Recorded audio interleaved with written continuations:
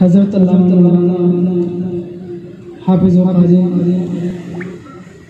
عمر رضا صاحب قبلہ اور دیگر علماء کرام اور حاضرین مجلس، السلام علیکم ورحمۃ اللہ وعلیکم السلام ورحمۃ اللہ تعالی وبرکاتہ۔ نحمده ونصلي على رسوله الكريم، أما بعد فأعوذ بالله من الشيطان الرجيم، بسم الله الرحمن الرحيم، لا تعتذروا قد كفرتم بعد إيمانكم، صدق الله مولانا العظيم وصدق رسوله النبي الكريم، ونحن على ذلك لمن الشاهدين والشاكرين، والحمد لله رب العالمين۔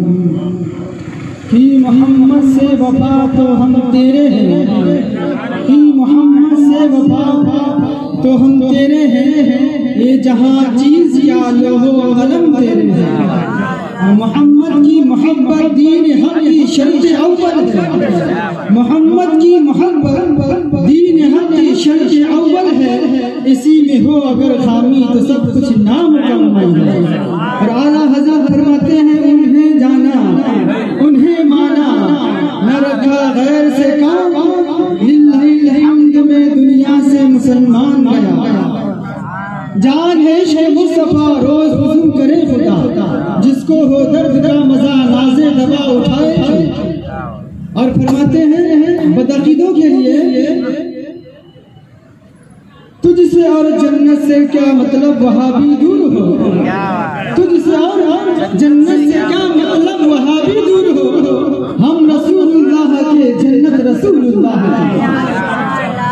اور ان وہابیوں کے لیے میں کہنا مناسب سمجھوں گا کہ کاغذ کا یہ لباس بدن سے اتار دے، یہ داڑھی ٹوپی میں ضرور گھومتے ہیں لیکن ان کے اندر کا معاملہ کیا ہے سامنے آنے کے لیے تیار نہیں۔ کیوں؟ اس کی وجہ یہ ہے کہ شعر میں سمجھ میں آ جائے گا، کاغذ کا یہ لباس بدن سے اتار دے، پانی برس گیا تو کہاں منہ چھپائے گا، پانی برس گیا تو کہاں منہ چھپائے گا۔ آئیے سب سے پہلے ہم اور مل کر گنبد خضرا میں آرام فرمانے والے آقا حضور حضور شافی و منشور جناب محمد رسول اللہ صلی اللہ تعالی علیہ وسلم بارگاہ میں درود پاک ہدیہ پیش کریں۔ اللہم صلی علی سیدنا مولانا محمد محمد حضور بالکرم مبارک وسلم، صلاۃ و سلام علیک یا رسول اللہ صلی اللہ تعالی علیہ وسلم۔ حضرات، ایمان کیا ہے؟ روزہ رکھنا نہیں، زکوٰۃ دینا نہیں، حج کر لینا نہیں۔ پھر آپ کہیں گے کہ آخر نماز کیا ہے، روزہ کیا ہے، حج کیا ہے، زکوٰۃ کیا ہے؟ میں کہوں گا یہ ایمان کی علامت تو ہو سکتے ہیں لیکن ایمان نہیں۔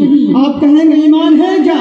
میں کہوں گا ایمان اس کے رسول ہے، رسول اللہ کو مان لینے کا نام ایمان ہے۔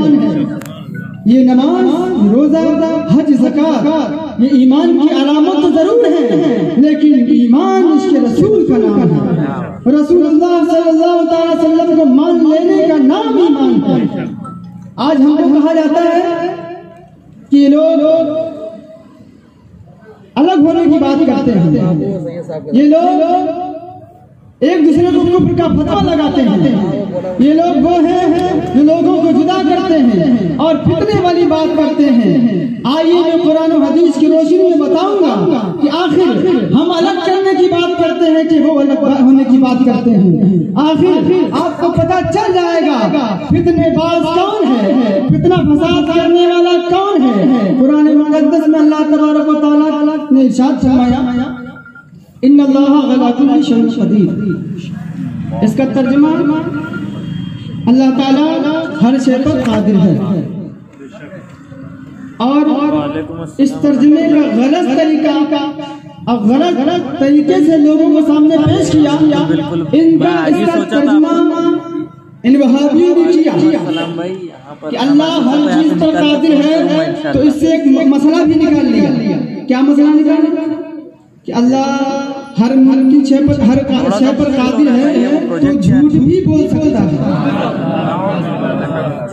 اب دھوکہ کیسے دیتے ہیں کہ بتاؤ بندہ کر سکتا ہے اور خدا نہیں کر سکتا، یعنی بندہ جھوٹ بول سکتا ہے اور خدا جھوٹ نہیں بول سکتا. اب لوگ تھوڑی دیر سوچ بھی پڑ جائیں گے کہ ہاں بات تو صحیح ہے کہ بندہ کر سکتا ہے خدا نہیں کر سکتا. چلو نا میں غوث بھائی سے بھی حضرات اگر یہ عقیدہ رکھ لیا تو ایمان سے خارج ہو جائیں گے، کیونکہ میرا رب وہ ہے جو ہر عیب سے پاک ہے، اور جھوٹ بولنا یہ عیب ہے. جھوٹ بولنا بہت بڑا گناہ ہے. لعنت اللہ علی الکاذبین. جھوٹوں پر تو اللہ کی لعنت برستی ہے. جھوٹوں کے تعلق سے میرے آقا نے سخت وعیدیں فرمائی ہیں، اور اس ظالم ملاؤں نے ان وہابیوں نے خدا کے تعلق سے کہہ دیا ماذ اللہ خدا جھوٹ بول سکتا ہے. یہ ان کی کتاب یہاں پر موجود ہے، برہان عاتیہ صفحہ نمبر 2 پر اس نے لکھا کہ خدا کے لیے جھوٹ بولنا ممکن ہے ماذ اللہ. اب بتاؤ فسادی کون ہے؟ السلام علیکم. جھگڑا میں کون ہے؟ یہ آتنکی ہے کون؟ وہابی ہے. اس نے میرے رب کو جھوٹا کہا. ہمارا رب جھوٹ نہیں بول سکتا، کیونکہ ہمارا رب تو ہر عیب سے پاک ہے. وہ خدا ہی نہیں ہو سکتا جو جھوٹ بولے. اور آئیے اب بتائیے جس کی غیر ذمہ ہونا، جو لوگ کسی کی بھی پوجا کرتے ہیں ان سے کہو تمہارا خدا کیا مکار ہے؟ ارے کیسی بات کرتے ہو، وہ کیسے مکار ہو سکتا ہے؟ معاذ اللہ ان وہابیوں نے میرے رب کو مکار کہا. اگر اس کا ثابت نہ کر سکوں تو چور کی سزا وہ میری. 3 پارہ اور نفس کے پاس ایک آیت ہے مکروا مکر اللہ واللہ خیر الماکرین. اس کا ترجمہ ان وہابیوں نے کیا کہ انہوں نے مکر کیا اور اللہ نے مکر کیا. اللہ بہتر مکر کرنے والا ہے. معاذ اللہ. بتاؤ میرے رب کو ان ظالموں نے مکار کہا. اب بتاؤ فسادی کون ہے؟ جھگڑا میں کون ہے؟ انہوں نے مکار کہا اور لکھا چھاپا. اور اعلیٰ حضرت کیا کرتے ہیں جب ان کی بات آئی تو اعلیٰ حضرت فرماتے ہیں انہوں نے مکر کیا. جب اللہ کی بات آئی تو اللہ نے خفیہ تدبیر فرمائی، اور اللہ بہتر خفیہ تدبیر فرمانے والا ہے. کتنا پیارا ترجمہ. ان ظالموں نے میرے رب کو جھوٹا کہا، ان ظالموں نے میرے رب کو مکار کہا. بتاؤ ایسے لوگوں کو مسلمان کہیں گے کیا؟ ان کی داڑھی ٹوپی، ان کا نماز پڑھنا یہ دیکھ کر انہیں دھوکے کھائیں گے؟ ہرگز نہیں. جس آیت کریمہ کی تلاوت میں نے کرنے کا شرف حاصل کیا اس کا شان نزول سنانے سے پہلے میں آپ کو بتا دوں کہ اس کا ترجمہ کیا ہے. لا تعتذروا قد کفرتم بعد ایمانکم. اللہ فرماتا ہے بہانے مت بناؤ، تم کافر ہو چکے ہو ایمان لانے کے بعد. ایک بار کا موقع تھا، میرے آقا کریم صلی اللہ تعالی وسلم بیٹھے ہوئے ہیں صحابہ کے جلوس میں. ایک صحابی آئے کہنے لگے یا رسول اللہ صلی اللہ تعالی وسلم میری اونٹنی گم ہو گئی ہے. میرے آقا نے فرمایا اے صحابی جاؤ فلاں جنگل میں فلاں جگہ اونٹنی ہے، جاؤ وہاں سے پکڑ لو. وہاں پر منافق بھی بیٹھا. منافق کہنے لگا بھلا محمد کو غیب کی خبر کیا؟ صرف کیا کہا؟ محمد کو غیب کی خبر کیا؟ ان کو کیسے پتا چلا کہ فلاں جنگل میں فلاں جگہ پر اونٹنی بیٹھی ہے؟ میرے آقا کریم صلی اللہ تعالی وسلم ایک سائے کے درخت کے سائے کے تلے بیٹھے ہوئے تھے. صحابہ سے فرمایا ان قریب ایک شخص آئے گا کینچی آنکھ والا، شیطانی آنکھ سے دیکھے گا، لیکن تم لوگ اس سے بات مت کرنا. جب وہ شخص آ گیا میرے آقا نے اسے بلایا اور اسے پوچھا بتاؤ تم میرے بارے میں کیا کہہ رہے تھے؟ تو کہنے لگا کہ میں نے تو آپ کے بارے میں کچھ نہیں کہا. میرے سرکار نے فرمایا تو اپنے ساتھیوں کے ساتھ میری شان میں گستاخیاں کر رہے تھے. وہ انکار کر دیا اور اپنے ساتھیوں کو بلا کے لے آیا. ساتھی کون تھے؟ کلمہ پڑھنے والے، داڑھی والے، ٹوپی والے.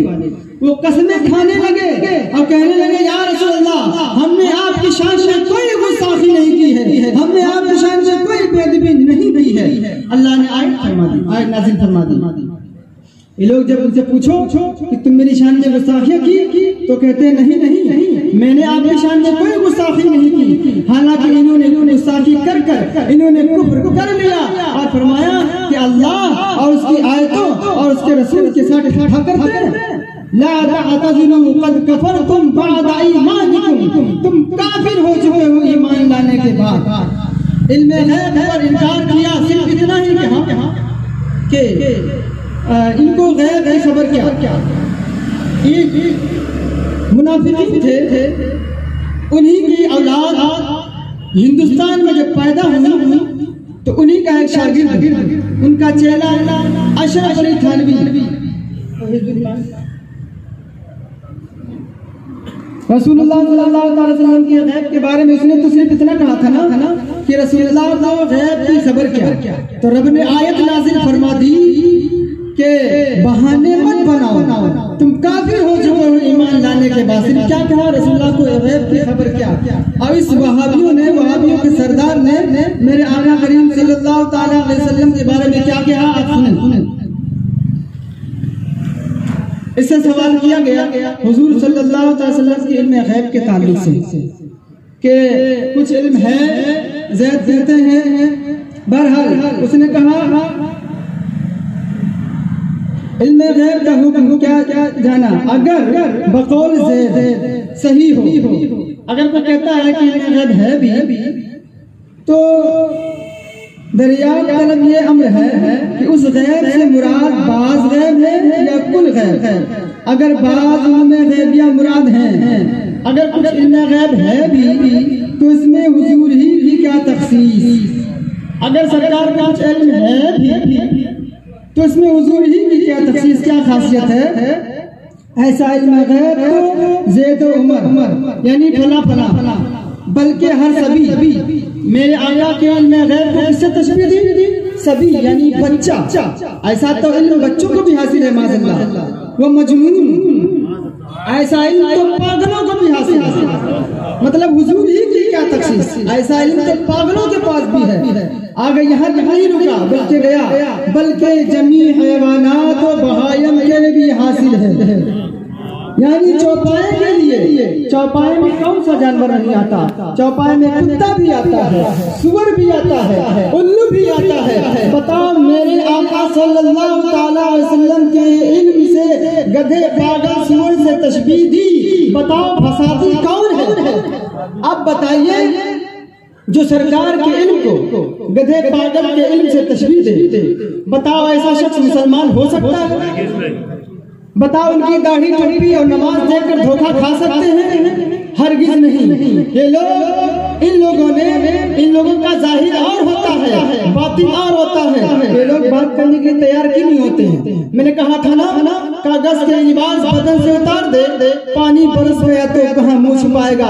آخرکار جب تمہارے ملاؤں نے میری سرکار کی شان میں ایسی گستاخیاں کی ہیں، ان کو کہاں لے کر جاؤ گے؟ ننگے ہو جاؤ گے اور تمہارا راز فاش ہو جائے گا۔ حضرات مطلب علم غیب کے تعلق سے بات چلی تو آپ کو بتاتا چلو، حضرت عائشہ صدیقہ رضی اللہ تعالیٰ عنہ فرماتی ہیں میں نے سرکار سے پوچھا یا رسول اللہ آپ کے بعد ہم میں سے آپ کے پاس سب سے پہلے کون جائے؟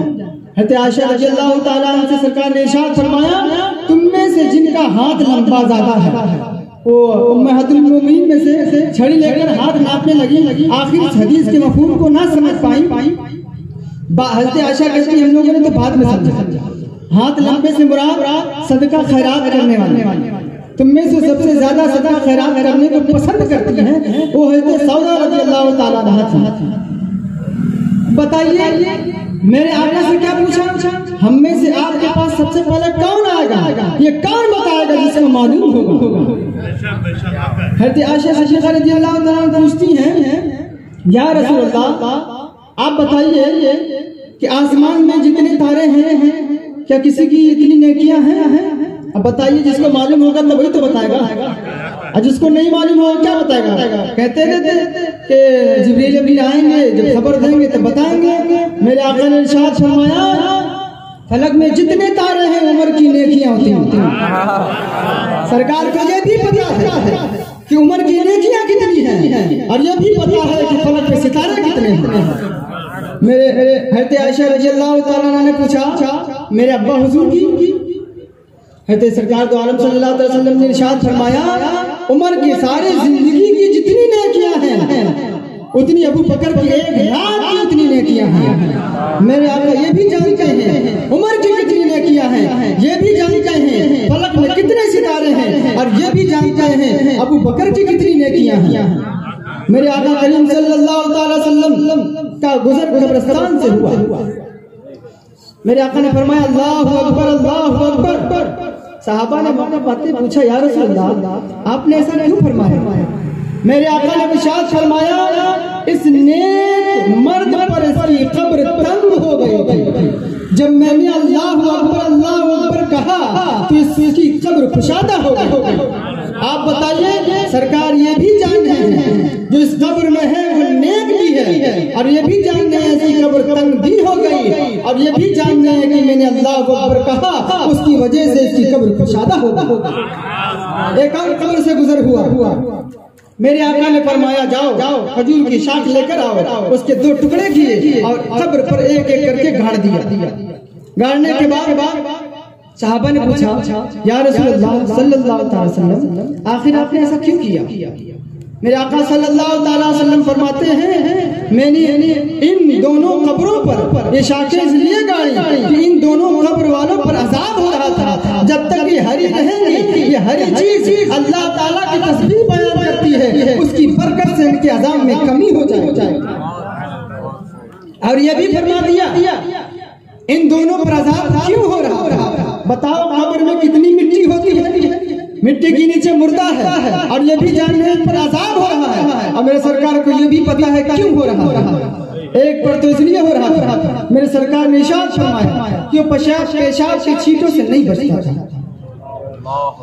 یہاں سے ہمارے لیے بھی عبرت کی بات ہے کہ ہم کو پاک صاف رہنا چاہیے۔ میرے آقا نے فرمایا جو شخص یہ جو اس میں عذاب ہو رہا ہے یہ وہ ہے جو پیشاب کی چھینٹوں سے نہیں بچتا تھا، یعنی ناپاک رہتا تھا۔ مسلمان کی یہ شان ہی نہیں ہے کہ ناپاک رہے۔ میرے آقا نے فرمایا کہ مسلمان کبھی ناپاک نہیں رہے، مسلمان کو پاک صاف رہنا چاہیے۔ اور دوسرے شخص پر کیوں عذاب ہو رہا تھا؟ میرے آقا نے ارشاد فرمایا کہ یہ چغلی کھاتا تھا۔ چغلی کسے کہتے ہیں؟ ایک دوسرے میں جھگڑا کرانا، لڑائی کرنا، فساد کرنا۔ یہ شخص وہ تھا جو چغلی کھاتا تھا، اس لیے اس پر عذاب ہو رہا تھا۔ یہاں پر بھی ہمارے لیے بھی عبرت کی بات ہے، ہم کو ایسی باتیں ہرگز نہیں کرنا چاہیے کہ جس سے مسلمان میں جھگڑے ہوں، فساد ہوں، لڑائیاں ہوں۔ یہ آپ مسلمان کی بات کریں۔ آپ ذرا بتائیے کہ سرکار قبر کا حال بتا رہا ہے کہ کون کس قبر میں کس لیے عذاب ہو رہا ہے، اب کیوں عذاب ہو رہا ہے، اور کب عذاب اٹھ گیا، اور اب میں نے جو ایک ہری شاخ گاڑ دی اس کی وجہ سے عذاب ہلکا ہو جائے گا۔ بتائیے کون بتائے گا؟ وہی بتائے گا جو جانتا ہے۔ یہ تو کہتا ہے رسول اللہ صلی اللہ علیہ وسلم کے علم کے غیب کا ماننا شرک ہے، معاذ اللہ۔ اور اللہ فرماتا ہے سورہ نساء 5واں پارہ رکوع نمبر 14 آیت نمبر 113 وَعَلَّمَكَ مَا لَمْ تَكُنْ تَعْلَمْ وَكَانَ فَضْلُ اللَّهِ عَلَيْكَ عَظِيمًا۔ رب فرما رہا ہے محبوب آپ جو نہیں جانتے تھے وہ سب میں نے آپ کو سکھا دیا، اور اللہ کا آپ پر بہت بڑا فضل ہے۔ بتائیے رب کی مانی کہ ملاؤں کی مانی؟ رب تو یہ فرما رہا ہے اپنے محبوب کو جو نہیں جانتے تھے میں نے وہ سب سکھا دیا، اور اللہ کا بہت بڑا فضل ہے۔ اور یہ وہابی کہتا ہے نبی کے بارے میں علم غیب ماننا شرک ہے۔ بتاؤ ان وہابیوں کی مانو گے کہ رب کی مانو؟ اور اللہ نے فرمایا 30ویں پارہ میں سورہ تکویر آیت نمبر 24 وَمَا هُوَ عَلَى الْغَيْبِ بِضَنِينٍ۔ میرا محبوب غیب کی بات بتانے میں بخیل نہیں۔ بتاؤ بخیل کون ہوتا ہے؟ جس کے پاس کچھ ہے ہی نہیں تو کیا بخیل؟ اچھا یہاں بھی دھوکہ دیتے ہیں وہاں پہ کہتے ہوا کی ضمیر اللہ تعالیٰ کی طرف، یعنی اللہ غیب کی بات بتانے میں بخیل نہیں۔ ہم نے کہا ٹھیک ہے یہاں سے نہیں بچو گے پھنسو گے۔ بتاؤ جب اللہ غیب کی بات بتانے میں بخیل نہیں ہے تو غیب کس کو بتائے؟ اپنے محبوبین کو بتائے۔ اللہ کے نزدیک سب سے زیادہ محبوب ترین اگر شخص کوئی ہے تو میرے مصطفیٰ کی ذات ہے۔ تب بھی میرے آقا کریم صلی اللہ علیہ وسلم نے غیب بتایا حضرات جن لوگوں نے میرے آقا کریم صلی اللہ علیہ وسلم کی شان میں صرف اتنا کہا تھا کہ ان کو غیب کی خبر کیا، رب نے فرما دیا تم کافر ہو چکے ہو ایمان لانے کے بعد۔ اور ان وہابیوں نے، دیوبندیوں نے اتنا ہی نہیں کہا بلکہ آگے بڑھ گئے، سرکار کے علم کو انکار کرتے ہوئے یہ کہہ دیا جیسا سرکار کو علم ہے ایسا تو بچوں کو بھی ہے، ایسا علم تو کتوں کو بھی ہے، ایسا علم تو گدھوں کو بھی ہے، معاذ اللہ رب العالمین۔ حضرات محترم، اللہ تعالیٰ کے محبوب صلی اللہ علیہ وسلم کی شان میں اس قدر گستاخیاں کرتے ہیں اور کہتے ہیں کہ اگر نماز میں رسول اللہ صلی اللہ علیہ وسلم کا خیال آ جائے تو نماز باطل۔ اور ہمارا عقیدہ کیا ہے کہ اگر رسول اللہ کا خیال نہیں آیا تو نماز ہی نہیں آئی۔ جب رسول اللہ کا خیال آیا تب بھی نماز ہوگی۔ اب رسول اللہ کی نماز کی طرف چلتے ہیں۔ میرے سرکار نماز پڑھ رہے ہیں، حضرت امام حسین رضی اللہ تعالیٰ عنہ کے پشت پر سوار ہو گئے، سرکار نے اپنے سجدے کو طول دے دیا۔ اب بتاؤ، نبی سجدے میں ہے، حسین پاک ان کے پشت پر سوار ہے، نبی نے سجدے کو طول دے دیا۔ بتاؤ نبی کو حسین پاک کا خیال آیا کہ نہیں؟ یہ وہابی کہتے ہیں نبی اگر نماز میں نبی کا خیال آ جائے تو نماز نہیں ہوتی۔ بتاؤ نبی کو امام حسین کا خیال آیا کہ نہیں؟ اور وہ تو امام حسین تو دین ہے، امام حسین تو دین ہے۔ دیکھیے ان وہابیوں نے میرے آقا کریم صلی اللہ علیہ وسلم کو کیا کہا تھا؟ پاگل۔ ان کے شاگردوں نے امام حسین کو بھی نہیں چھوڑا۔ ایک طارق جلیل کر کے نام ہے، طارق جلیل کہتے ہیں اس کو، جلیل، اس بڑی پیاری بات کرتا ہے، ایک ہو جاؤ، نماز پڑھو، یہ تفرقہ والی بات مت کرو۔ اور اس نے پتہ ہے کیا کہا؟ ان کے باپ نے تو نبی کو کہا تھا نا، معاذ اللہ پاگل۔ ان کے چیلوں نے، طارق جلیل نے میرے حسین پاک کو پاگل کہا، معاذ اللہ۔ وہ چیز موجود ہے، اگر کوئی ہو میں سنا دوں، آپ کو یقین نہ ہو تو سن لیں۔ ان وہابیوں کا مکر، کتاب دکھاتے ہیں تو کہتے ہیں لوگ کہاں سے لے کے آ جاتے ہیں، آج کہتے ہیں جو چھاپتے ہیں اسے سنا بھی دیتے ہیں۔ آخرکار طارق جلیل کا نام بہت آپ نے سنا ہوگا، بڑی میٹھی بات کرتا ہے، ان کے پاس یہی تو ہے، بڑی پیاری بات کر کے لوگوں کو بہکاتے ہیں اور ہمارے بھالے سننے سے پھنس جاتے ہیں اور کہتے ہیں تو بہت اچھی بات کرتے ہیں، ایک ہونے کی بات کرتے ہیں۔ دیکھو امام حسین کو جب پاگل تھے اس کو کیا کہیں گے؟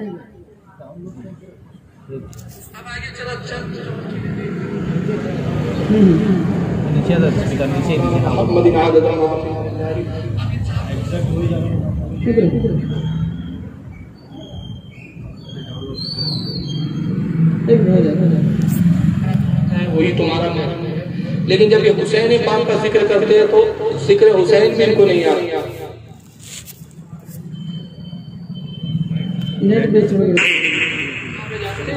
اب آگے چلا بیان نہیں کرنا چاہیے یار، میری پہلی بات تو یہ ہے تم یزید کا ذکر اچھے سے کرو، اس لیے کہ وہی تمہارا دوست ہے، وہی یہ امام حسین کا ذکر کرنا ہے۔ غلام رسول بن جاؤ، غلام محمد بن جاؤ، عشق رسول میں ڈھل جاؤ۔ نعرے لگانے سے صرف عاشق رسول بننا ہوتا تو پاگل تھا حسین، تو پاگل تھا حسین جو سر میدے پہ چڑھا دیا۔ ابھی تک تو کہتے تھے یہ لوگ کتابوں میں اپنی طرف سے چھاپ کر آتے ہیں، جو کتابوں میں لکھتے ہیں یہ لوگ بول بھی دیتے ہیں۔ آئیے غیر نواز رضی اللہ تعالیٰ کی بارگاہ میں چلتے ہیں۔ یہ لوگ کس قدر اولیاء کرام سے جلتے ہیں، شیر پیشی اہل سنت رضی اللہ تعالیٰ عنہ کا واقعہ یاد آ گیا۔ شیر پیشی اہل سنت سفر کر رہے تھے، ٹرین پہ آ رہے تھے، ایک وہابڑا پھنس گیا اور کہنے لگا کہاں سے آ رہے ہو؟ تو کہنے لگے میں حسین حضرت خواجہ پاک کے دربار سے آ رہا ہوں۔ تو وہ آپ بھی کہنے لگا کہ پاک تو دو ہی ہیں، اللہ پاک، قرآن پاک، یہ حسین یہ خواجہ پاک کہاں سے ہو گئے؟ تو شیر پیشی اہل سنت نے فرمایا بتا تو نماز پڑھتا ہے؟ ہاں پڑھتا ہوں۔ تیرے کپڑے پاک ہوتے ہیں؟ بولے پاک ہوتے ہیں۔ جا نماز پاک ہوتی ہے؟ بولے پاک ہوتی ہے۔ تو پاک ہوتا کہ نہ پاک؟ بولے پاک ہوتا ہوں۔ بولے تو پاک ہو سکتا ہے، تیری جا نماز پاک ہو سکتی ہے، وہ جگہ پاک ہو سکتی ہے، خواجہ پاک کیسے نہیں ہو سکتی؟ یہیں تک نہیں رکا تو کہنے لگا آپ خواجہ پر وہاں جنتی دروازہ ہے وہاں بھی گئے ہوئے اس دروازے سے گزرے ہوں گے؟ تو کہا ہاں الحمدللہ وہاں جنتی دروازہ ہے اس سے میں گزرا. اب ادھر ادھر سونگنے لگا, ان کو سونگنے لگا. شیر بے شیر سنت فرماتے کیا کر رہا ہے؟ بولا میں نے حدیث شریف پڑھی ہے کہ جنتی جب جنت میں جائے گا اس کی خوشبو 500 برس کے مسافت تک آئے گی. تو شیر بے شیر سنت نے فرمایا تم نے اس کے بازی میں ایک اور روایت نہیں پڑھی کہ جنتی جب جنت میں جائے گا جنتی کی خوشبو جنت سے اس قدر آئے گی کہ 500 برس کی مسافت تک اس کی خوشبو آئے گی. اس کے بازی میں یہ نہیں پڑھا تم نے کہ جہنمی پاس تک بھی کھڑا ہوگا اسے جنت کی خوشبو تک نہ آئے گا. الحمدللہ ہم جنتی ہیں.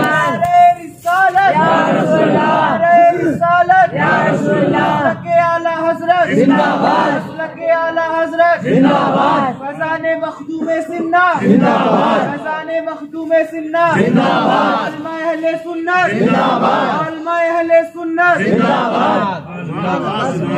سیدنا غریب نواز رضی اللہ تعالیٰ عنہ کی جب چوکھٹ سے گئے تو کیا فرمایا کہ میں الحمدللہ جنتی ہوں اور جنتی سونگے تو خوشبو آئے گی. تو جہنمی ہے قریب تک رہ کر خوشبو نہیں سونگ سکتا کیونکہ خوشبو سونگنے کے لیے جنتی ناک ہونا چاہیے. میری ناک جہنمی ہے اس لیے خوشبو نہیں آئے گی.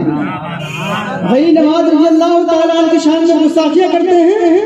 یہاں تک کہ بتائیے میرے آقا صلی اللہ علیہ وسلم کے بارے میں کہتے ہیں جس کا نام محمد یا علی ہو وہ کسی چیز کا مالک و مختار نہیں, اس کو کسی چیز کا اختیار نہیں. آئیے غیر نواز کی بارگاہ میں چلتے پوچھتے ہیں تو روایت میں پڑھنے میں آتی ہے سیدنا غیر نواز رضی اللہ تعالیٰ نے حکم دیا اپنے مرید کو جاؤ کاسا لے کر آؤ اور اس انا ساگر کو حکم دے دو تمہیں خواجہ نے بنایا.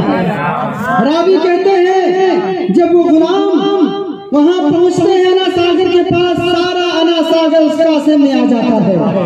یہی تک نہیں بلکہ راوی کہتے ہیں پورے اجمیر میں کوئی کنواں کوئی نہر کوئی سمندر ایسا نہ رہا جو خشک نہ ہو گیا ہو.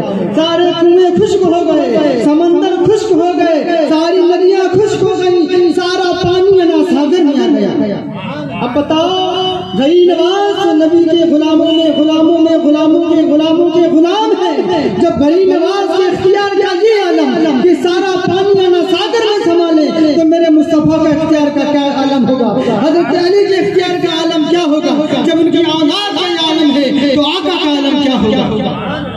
حضرات ان وہابیوں نے میرے آقا صلی اللہ علیہ وسلم کے چہیتے لاڈلے پیارے غریب نواز رضی اللہ تعالیٰ عنہ کی شان میں قصہ ادھر گستاخی کی. معاذ اللہ اس نے غریب نواز کو شیطان کا دوست بتایا. معاذ اللہ. اب کیا کہہ رہے ہیں آپ سن لیجیے. آپ کہتے ہیں کہ یہ لوگ بڑے فسادی ہیں. آپ فیصلہ کریے فسادی آخر کون ہے, جھگڑالو کون ہے؟ مختلف قوموں میں مختلف معنی ہیں بہرحال, لیکن ہمارے یہاں خواجہ ہجڑوں ہی کو کہا جاتا ہے. لیکن ہمارے یہاں خواجہ ہجڑوں ہی کو کہا جاتا ہے. چنانچہ ہمارے یہاں وہ ہیں اجمیر شریف میں جو خواجہ غریب نواز ہیں, اجمیر شریف میں جو خواجہ غریب نواز ہیں اس سے تو باقاعدہ اس نے بیان کیا کہ وہ پورے ہجڑے اور ہندوستان پاکستان بنگلہ دیش سے ٹرینیں ان کے لیے فری ہوتی ہیں. اور یہ رجب کا مہینہ آ رہا ہے, یا جماعت ثانی ہے نا, یہ رجب 6 رجب کو ان کا عروج شروع ہوگا اور آج ہی سے بھیڑ شروع ہوگی اور چاروں طرف سے وہ ڈھولے ڈبلیاں لے کے سارے ہجڑے وہاں جمع ہوتے ہیں. اور ان سے کہا جائے کہتے ہیں جی ہماری قوم کے لوگ تھے, ہماری قوم کے حضرت ہم ہی نہیں, اگر عرس میں حاضر ہوں گے تو ہماری برادری کے لوگ ہمیں جو خواجہ, یہ خواجہ جس کا معنی میں نے بتایا ہے خواجہ کے معنی ہجڑے ہی ہوتے ہیں. سارے صوفیوں کا سردار ہے یہ خلیل. اور مجدد دین ملت امام احمد رضا فاضل بریلوی نے اپنی کتاب مرصودات میں, اسی طرح سے فتاوی افریقیہ میں بڑے ہی شیخ کبیر اور کبریت احمد کے نام سے اور رضی اللہ تعالی عنہ کے نام سے اس مردود کو یاد کیا ہے. ظاہر ہے شیطان اولیاء اور شیطان ہے, یہ شیطان کا دوست ہوتا ہے, یہ بھی شیطان وہ بھی شیطان. معاذ اللہ میرے غیر نواز رضی اللہ تعالیٰ کی شان مجھے کیا مردود ہے, اولیاء شیطان ہے. آپ نے سنا کہ معاذ اللہ وہ کہتے ہوئے الفاظ منہ میں نہیں آ رہے ہیں غیر نواز کو اس نے ہجڑا کہا. بتاؤ فسادی کون ہے, جھگڑالو کون ہے؟ میرے حسین کو جو پاگل کہے, میرے غیر نواز کو جو ہجڑا کہے, بتاؤ اسے مسلمان کہیں گے؟ بتاؤ سے دوستی کریں گے، ان کے وہاں شادی بیاہ کریں گے، ان کے ساتھ اٹھے بیٹھیں گے، ان کو اپنے یہاں دعوت میں بلائیں گے؟ نہیں بلائیں گے، نہ ان کو بلائیں گے نہ ان کے وہاں جائیں گے۔ حضرات ایک مسئلہ سماعت فرما لیں، غیر مسلم کے ساتھ کاروبار کرنا تو جائز ہے، غیر مسلم کے ساتھ کاروبار کرنا، ان کے ساتھ اٹھنا بیٹھنا، کھانا پینا جائز ہے، لیکن بدعقیدہ وہابیوں کے وہاں اٹھنا بیٹھنا، کھانا پینا، ان کے ساتھ رہنا سہنا، ان کے جنازے میں جانا، ان کو اپنے وہاں بلانا، یہ سب ناجائز و حرام ہے۔ اور اگر ان سے کسی قسم کا تعلق ہے تو بریلی کے تاجدار ارشاد فرماتے ہیں کسی بدعقیدے سے تعلق رکھنا گویا اپنی گردن سے اسلام کی رسی کو اتار دینا۔ معاذ اللہ، میرے آقا کریم صلی اللہ علیہ وسلم کی شان میں اس قدر گستاخیاں، بزرگوں کی شان میں اس قدر گستاخیاں، اور یہ اپنے آپ کو کہتے ہیں مسلمان ہیں، اور صلح کلی یہ وہابیوں کی قسم ہے جو کہتے ہیں مسجد میں ان کو آنے دو، کچھ نہیں ہوتا، وہ بھی وہ ان کا مال وہ جانے، ہمارا وہ مال ہم جانے۔ حضرات میرے نبی نے ان کو مسجد سے بھگایا ہے، آج اگر ہم بھگاتے ہیں اپنے مصطفیٰ کی سنت پہ عمل کرتے ہیں، اللہ نے چاہے ہی نہیں کہ میرے مصطفیٰ کے ساتھ، مصطفیٰ کے غلاموں کے ساتھ یہ بدعقیدہ گستاخ رسول بھی نماز پڑھے۔ میرے آقا نے نام لے لے کر ان گستاخوں کو مسجد سے نکالا ہے۔ آج کچھ لوگ کہتے ہیں صلح کلی کرتے ہیں کہ ان کو آنے دو، وہ نماز پڑھنے دو، جس کو میرے مصطفیٰ کا نام نکالا ہے اس کو تو کون ہوتا ہے لانے والا؟ تیری اوقات کیا ہے لانے والی؟ میرے مصطفیٰ سے، میرے مصطفیٰ نے جن کو نکالا ہے انہیں ہم بھی نکالیں گے۔ صحابیوں تو مار مار کے بھگایا ہے، آخرکار اب مارنے کا دور نہیں ہے، بہرحال اتنا تو ضرور کر سکتے ہیں، انہیں اپنی مسجدوں میں نہیں آنے دینا۔ ابھی پچھلے ہفتے ہمارے مفتی مجیبر رحمان صاحب نے مسجد سے بھگایا، الحمدللہ، اسی وقت انہوں نے نکالا، چل نکل جا، توبہ کرنا تو کر لے، اور اس طرح توبہ کر قیامت تک اسی توبہ پر قائم رہوں گا، لیکن اس نے انکار کیا، توبہ نہ کیا، مسجد سے نکالا گیا۔ ہم بھی کہتے ہیں اپنے باطل عقیدوں سے توبہ کر لو، آج بھی ہم تمہیں سینے سے لگا لے۔ ایک بات کہتا ہوں، وہابی بننے سے پہلے حرامی بننا پڑے گا، ثابت کر دوں 2-3 منٹ اور لگا۔ اور صلح کلی بھی اپنی ماں سے پوچھے میں کس کی اولاد، اپنے باپ کا پتہ لگائے۔ حق بات ہے، حق بات ہے، حق بات ہے، حق ہے، حق ہے۔ 29واں پارہ سورہ قلم آیت نمبر 13، عتل بعد ذلک زنیم، اس کا شان نزول ولید بن مغیرہ، اس نے کیا کہا تھا میرے آقا کے بارے میں؟ مجنون کہا تھا، اس نے بھی پاگل کہا۔ ماشاءاللہ، ولید بن مغیرہ نے کیا کہا تھا؟ مجنون۔ اللہ تعالیٰ نے اس کے 10 عیوب گنا دیے۔ اب جب عیوب گنا دیے تو 9 کو تو وہ جانتا تھا، لیکن 10واں عیوب اصل میں خطا سے یعنی حرامی وہ نہیں جانتا، یہ تو ماں ہی بتا سکتی ہے کس کا ہے۔ اپنی ماں کے سینے پر سوار ہو جاتا ہے، ولید بن مغیرہ اپنی ماں کے سینے پر سوار ہو جاتا ہے اور تلوار ہاتھ میں لے لیتا ہے اور کہتا ہے میں نے رسول اللہ کو مجنون کہا، اللہ نے میرے 10 عیب گنائے ہیں، 9 کو تو میں جانتا ہوں، 10واں عیب میں حرامی کیسے ہوا تو بتا۔ ماں نے کہا تو حرامی نہ ہوتا تو میرے سینے پر نہ سوار ہوتا۔ ماں نے کہا تیرا باپ نہ مرد تھا۔ ولید بن مغیرہ کی ماں نے کہا تیرا باپ نہ مرد تھا اور تیرے باپ کی بہت زیادہ دولت تھی، میں نے سوچا کہ اگر یہ تیری کوئی اولاد نہ ہوئی میری تو یہ دولت کہیں اور چلی جائے گی، اس لیے میں نے کسی چرواہے کو بلایا تو اس سے پیدا ہوا۔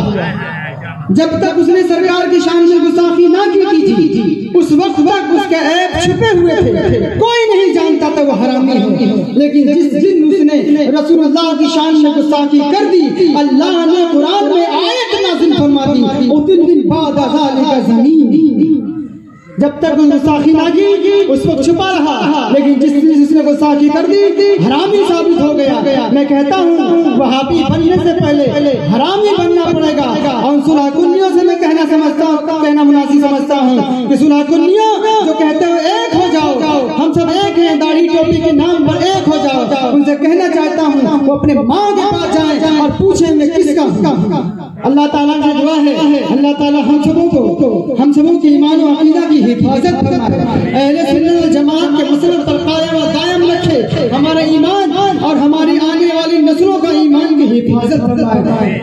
استغفرullah ربی من کل ذنب واتوب الیہ لا الہ الا اللہ محمد رسول اللہ صلی اللہ تعالی علیہ وسلم وما علینا الا البلاغ. اب تھوڑی دیر کے لیے اور برداشت کر لیں. حضرت اللہ مولانا عمر رضا صاحب قبلہ ان کے آنے سے قبل ایک شعر کہنا مناسب سمجھتا ہوں. مناؤ روز و شب جلسہ, مناؤ روز و شب جلسہ, جو ہوگا دیکھا جائے گا. کرو سرکار کا چرچا, جو ہوگا دیکھا جائے گا. وہابی دیو کا بندہ اگر آ جائے محفل میں, بھگا تو مار کا ڈنڈا, جو ہوگا دیکھا جائے گا.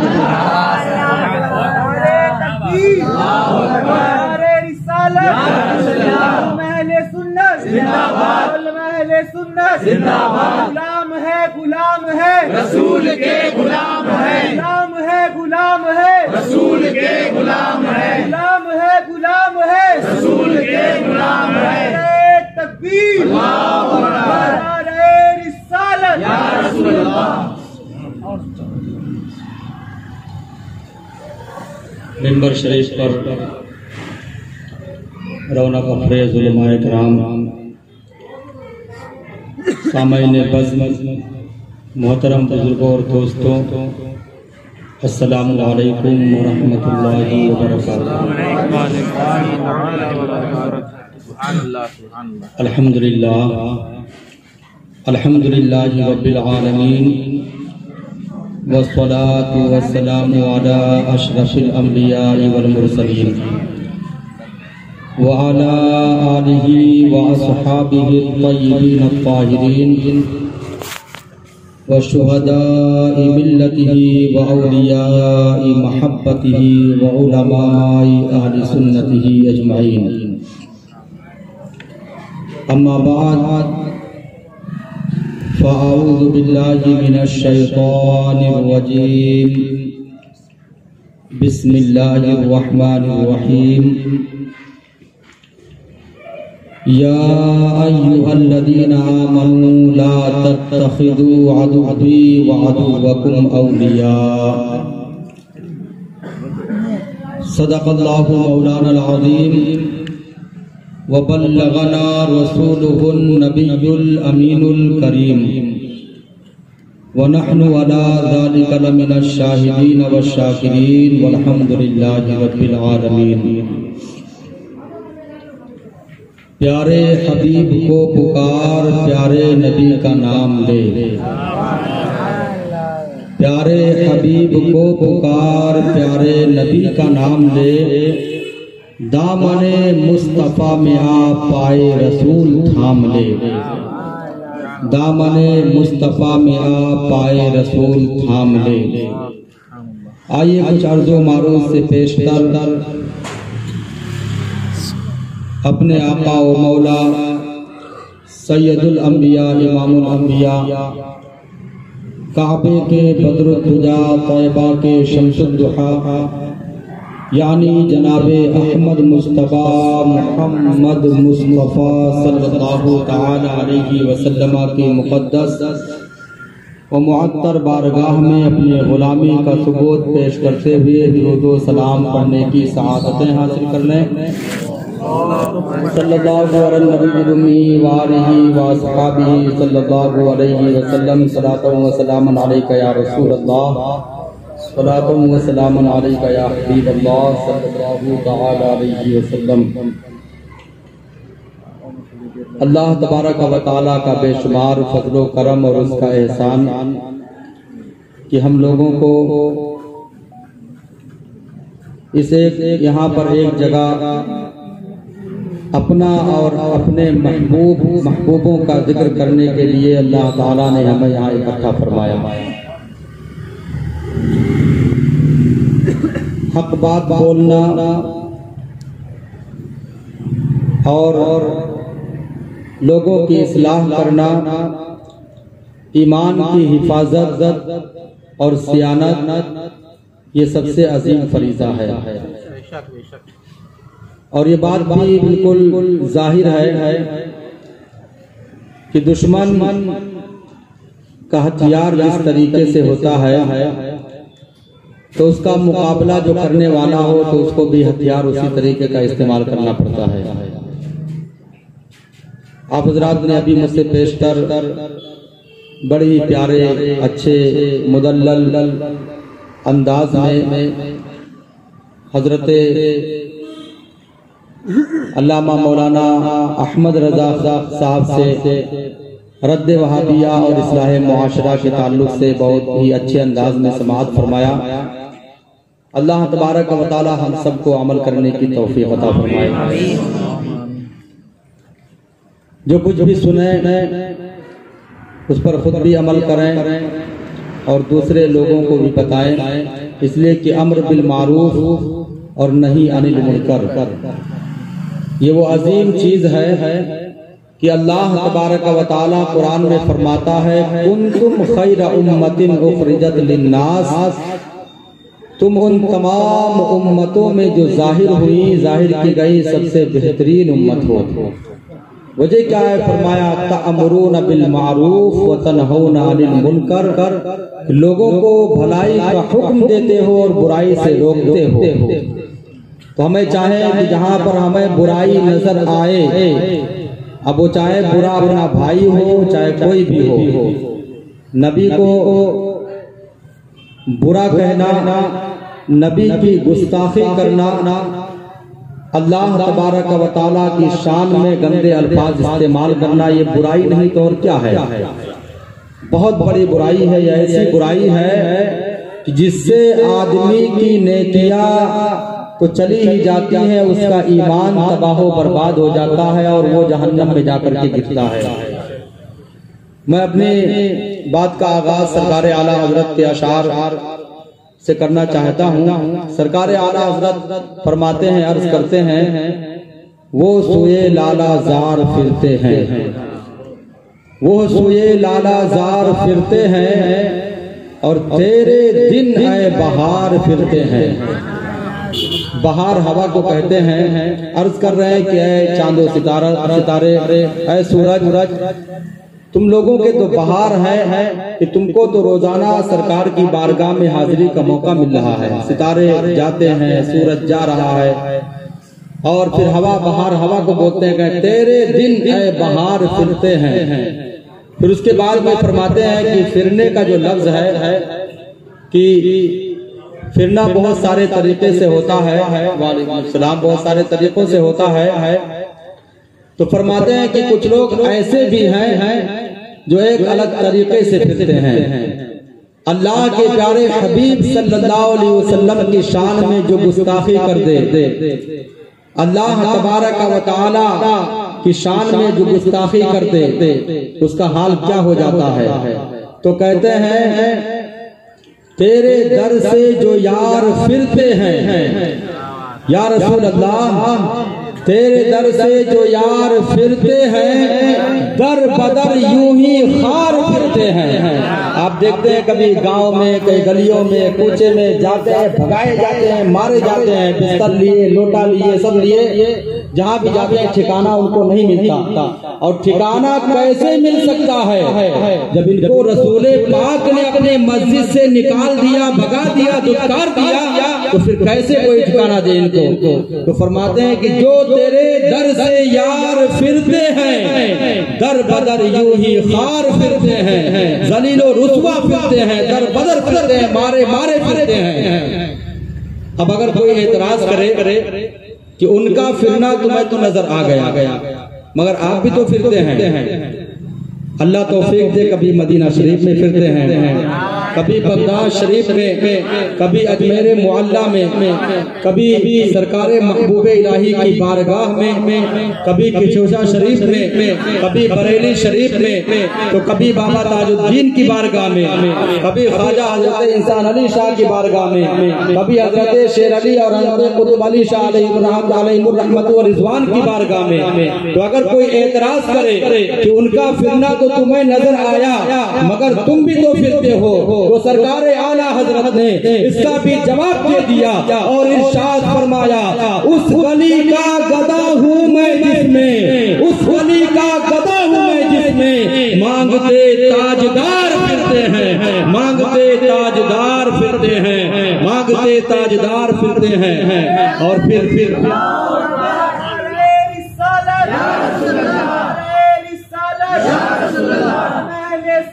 हजरत जिंदाबाद, मसलके आला हजरत जिंदाबाद, मसलके आला हजरत जिंदाबाद, फैजान मखदूम पाक अशरफ जिंदाबाद जिंदाबाद।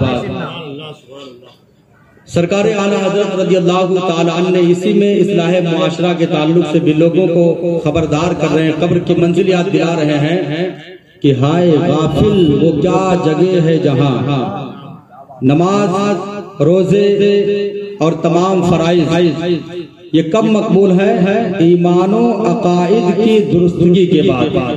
तो सबसे पहले जरूरी अपना ईमान और अकीदा दुरुस्त करें, उसके बाद अल्लाह के अहकाम की सही मानों में फरमा बरदारी करें, अमल करने की कोशिश करें। कहते हैं कि हाय गाफिल वो क्या जगह है जहां 5 जाते हैं 4 फिरते हैं, 5 जाते हैं 4 फिरते हैं। सरकार आला हजरत इमाम मोहम्मद रजा खान फाजिल बरेलवी अलैहि रहमतु व रिजवान ने नामूसे रिसालत पर जो पहरा दिया और रसूल करीम सल्लल्लाहु ताला अलैहि वसल्लम के दुश्मनों से डट करके जो मुकाबला किया, अगर आपने इस तरीके से कोशिश न की होती तो ये दयाबना और वहाबिया ये तमाम बातिल फिरके तमाम सुन्नी मुसलमानों के ईमान व अकायद को लूट लेते और सबको गुमराह कर देते।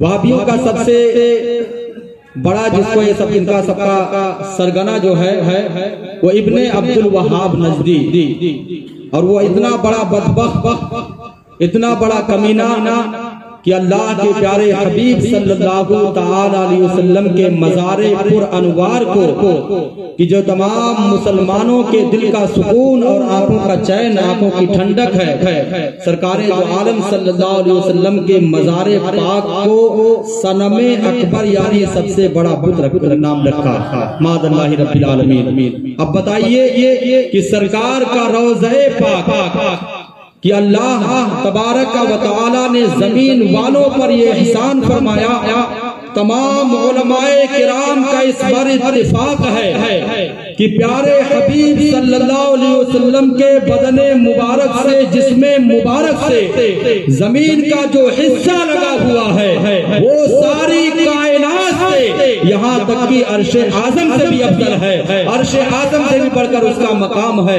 अब ये कमीना सरकार के मज़ारे पाक को सनमे अकबर बड़ा बुत कह रहा है। अब बताइए ईमान वाला हो सकता है? ये मुसलमानों की बोली है, हरगिज़ नहीं। और इसने ताबेदारी किसने की? इसने ताबेदारी की इब्ने तैमिया की।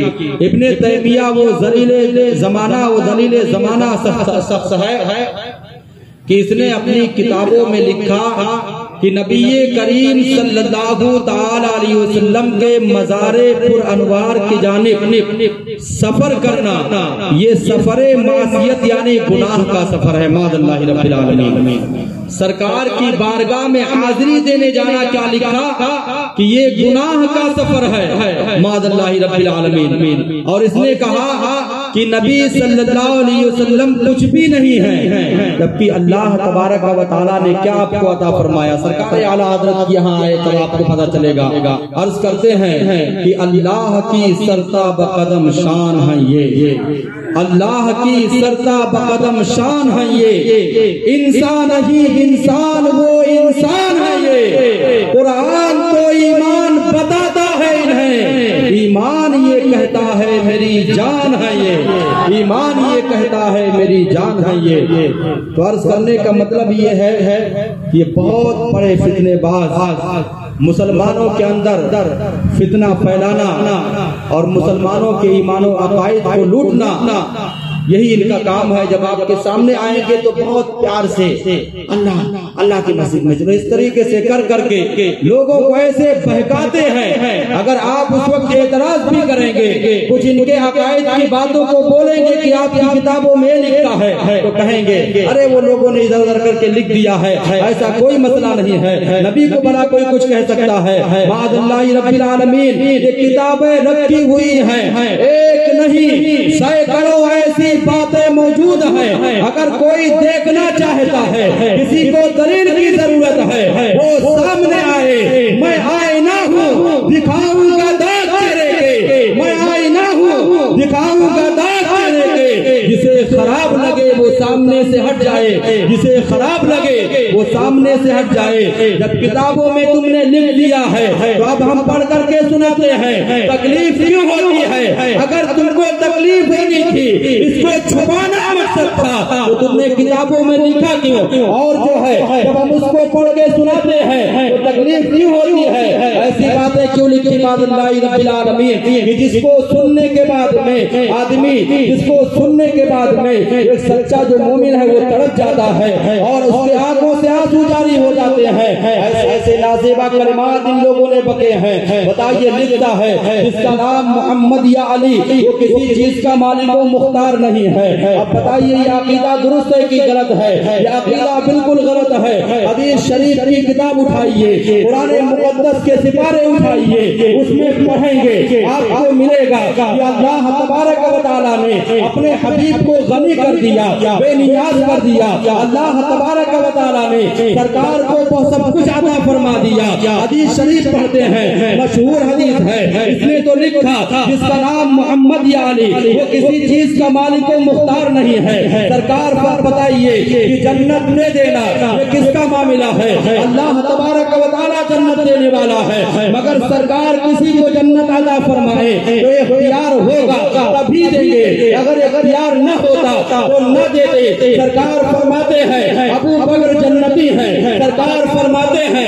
عمر فاروق جنتی ہیں، سرکار فرماتے ہیں علی شیر خدا جنتی ہیں، سرکار فرماتے ہیں عثمان غنی جنتی ہیں۔ اب بتائیے حدیث شریف کی کتاب میں صاف لکھا ہوا ہے سرکار نے عمر کو جنت عطا فرما دیا، سرکار نے ابو بکر کو جنت میں جگہ دے دی، سرکار نے علی شیر خدا کو جنتی بتایا۔ اور یہ حدیث اپنی کتاب میں لکھ رہا ہے جس کا نام محمد یا علی وہ کسی چیز کا مالک و مختار نہیں ہے۔ پیارے آقا صلی اللہ تعالی علیہ وسلم کا مقام تو بہت ہی بڑھ کر کے ہے، سب سے افضل و اعلیٰ ہے۔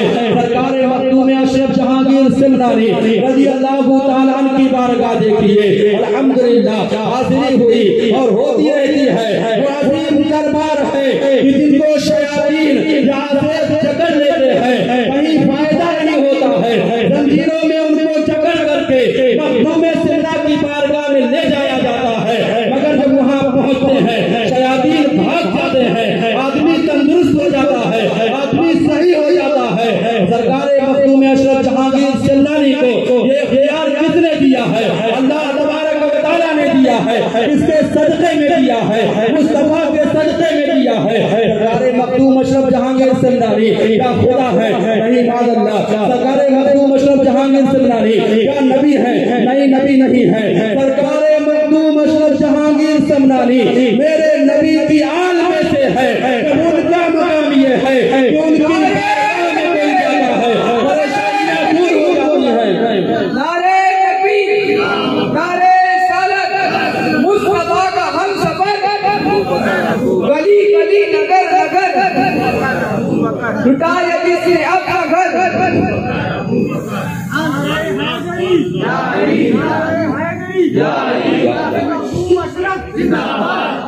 جب ان کا مقام یہ ہے، اللہ نے ان کو یہ اختیار دیا ہے، شیاطین کو وہ دفع کر دیتے ہیں، بیماروں کو تندرست کر دیتے ہیں، پریشان حال لوگوں کی پریشانی دور کر دیتے ہیں۔ حالانکہ نبی نہیں ہے، نبی کے حال میں سے ہے اور بہت بات کے ہے۔ ایک شعر یاد آتا ہے جب ان کے گدا بھر دیتے ہیں شاہان زمانہ کی جھولی، محتاج کا جب یہ عالم ہے مختار کا عالم کیا ہوگا؟ نبی کی شان کی بات کرتے ہو۔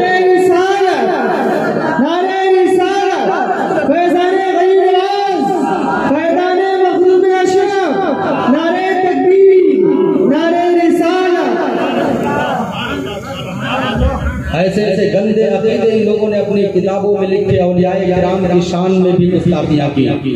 سرکار سیدنا سالار مسعود غازی بہرائچی اور سرکار غریب نواز کی بارگاہ بھی جو عرس آ رہا ہے، غلام حاضر ہوں گے سب، تو ان لوگوں نے کیا لکھا کہ اجمیر شریف، اجمیر اور بہرائچ جانا، شریف بھی نہیں کہا۔ یہ جو ہے کیا فرق لکھا، اس کو لکھا کہ ماں کے ساتھ زنا کرنے کے برابر ہے معاذ اللہ رب العالمین جو ہے. اس طریقے سے غلط ایسے ایسے عقیدے کی آدمی بیان کرنے میں بھی شرم کرتا ہے. ایسے گندے عقیدے لکھے اپنی کتابوں میں. اللہ تبارک و تعالی ہم سب کی حفاظت فرمائے ان مردودوں سے، ان ظالموں سے. ہمیں ان سے دور رہنا چاہیے اور ان کو اپنے سے دور رکھنا چاہیے. اللہ کے پیارے حبیب صلی اللہ علیہ وسلم نے حدیث پاک میں فرمایا بد مذہب اگر بیمار پڑ جائے تو اس کی عیادت کو نہ جاؤ. یہ نہیں کہ پڑوسی ہے فلاں ہے ولاں ہے، یہ سب کچھ نہیں. اگر ان کے ساتھ بیٹھیں گے، ان کے ساتھ میں رہیں گے، ان سے دوستانہ اور یارانہ کریں گے، ان کے ساتھ کھانا اور پینا کریں گے، قسم خدا کی ایک پیالی چائے کے ساتھ بیٹھ کر کے پینا. اگر نبی نے قبر میں کہہ دیا کہ اب تو یہاں پر آیا، میرے گستاخ کے ساتھ تو بیٹھتا تھا، میرے صحابہ کو برا کہنے والوں کے ساتھ بیٹھ کے چائے پیتا تھا، ان کے یہاں شادی اور بیاہ کرتا تھا، سرکار نے اگر قبر میں اپنے منہ کو چہرے مبارک کو پھیر دیا تو پھر بتائیے کون ہمارا کام ہوگا؟ ہمارے کام کون آئے گا؟ ہماری پریشانیوں کو دور کون کرے گا؟ اسی لیے جو ہے حضرت حضور شیر بشیر سنت فرماتے ہیں کہ ان سب کو چھوڑ، ان تمام سے دور ہو کر کے اور یہ گئے کہ پیارے حبیب کو پکار، پیارے نبی کا نام لے، دامن مصطفیٰ میں آ پائے رسول تھام لے.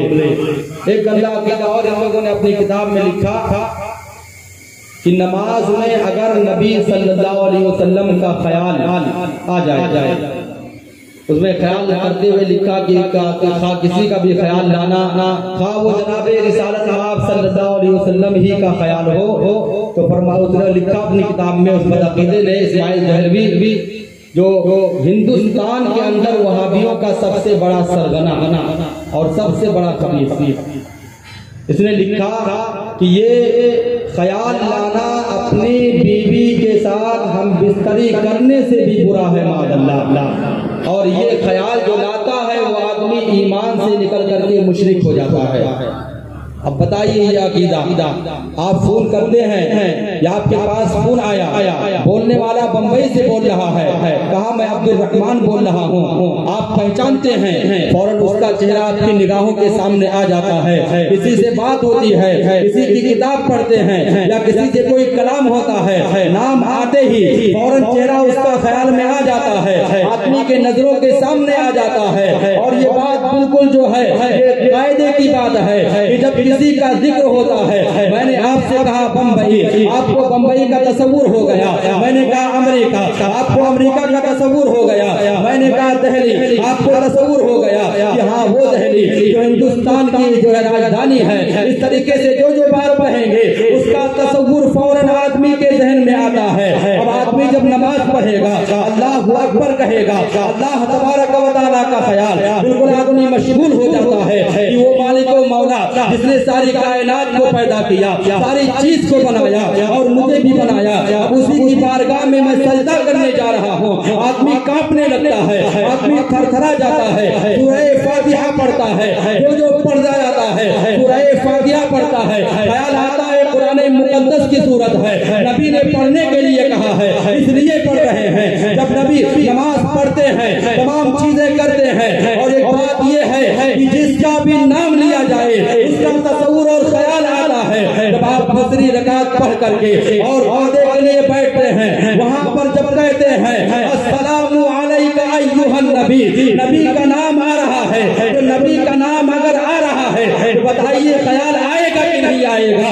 خیال ضرور آئے گا. ابھی وہابیوں سے پوچھئے کہ نبی کا نام تو آ رہا ہے اور قاعدہ ہے کہ جس کا نام آتا ہے اس کا خیال بھی آتا ہے. اب بتا کہ تو نماز کیسے پڑھ رہا ہے؟ نبی کا خیال تو آیا، بالکل آیا، اور تیری کتاب میں لکھا ہوا ہے کہ نماز کے اندر نبی کا خیال آنا یہ آدمی کو مشرک کر دیتا ہے. اب یہ مشرک ہوا، یہ اپنی کتاب کی روشنی میں مشرک ہے، اسلام سے خارج ہے. آدمی نماز پڑھتا ہے، رسول کریم کا نام لیتا ہے، سرکار کا خیال آتا ہے، ہماری نگاہوں میں تو گنبد خضرا بس جایا کرتا ہے. امام غزالی فرماتے ہیں جب السلام علیکہ ایھا النبی کہے تو دل میں سرکار کا خیال آئے اور یہ تصور کرے کہ پیارے آقا صلی اللہ تعالی علیہ وسلم میرا درود و سلام پڑھنا دیکھ رہے ہیں، سرکار سن رہے ہیں، اسی لیے میں کہتا ہوں کہ شامل اگر نماز میں حب رسول ہے تو پھر خدا کی بارگاہ میں یہ عبادت قبول ہے۔ یا رب میرا نصیب نعرہ رسالہ، مخدوم پاک، فیضان مخدوم سمنا، فیضان غیر نواز، فیضان غوث اعظم، مسلک اعلی حضرت۔ یا رب میرا نصیب چمکتا دکھائی دے، سجدہ اور میرا گلے امید میرا گلے امید، یا رب میرا نصیب چمکتا دکھائی دے، میرا گلے امید کھلتا دکھائی دے، سجدہ جہاں کروں وہیں کعبہ دکھائی دے، سجدے سے سر اٹھے تو مدینہ دکھائی دے، سجدے سے سر اٹھے تو مدینہ دکھائی دے۔ نبی کریم صلی اللہ علیہ وسلم کی شان میں ایسی صریح گستاخیاں ان لوگوں نے کی، سرکار اعلیٰ حضرت امام محمد رضا خان فاضل بریلوی علیہ رحمت و رضوان نے ان تمام کی گستاخانہ عبارتوں کو لے کر کے اور علماء حرمین طیبین مکہ شریف اور مدینہ طیبہ کے سنی علماء کرام جو اس وقت تھے اور سنیوں ہی کی حکومت تھی مکہ شریف، مدینہ شریف اور تمام وہاں پر، وہ تو بعد میں ظالموں نے ابن سرود اور ابن عبد الوہاب نجدی ان لوگوں نے مل کر کے اور بے شمار علماء کو قتل کروایا، بے شمار علماء کو۔ حضرت عمر فاروق رضی اللہ تعالیٰ عنہ کے سگے بھائی سب سے پہلے ان کے مزار مبارک کو توڑا، ہتھوڑا مار مار کر کے سرکار عمر فاروق رضی اللہ تعالیٰ عنہ جنہوں نے اپنی ساری زندگی نبی کے قدموں میں قربان کر دی، ان کے بھائی کے مزار پاک کو توڑا۔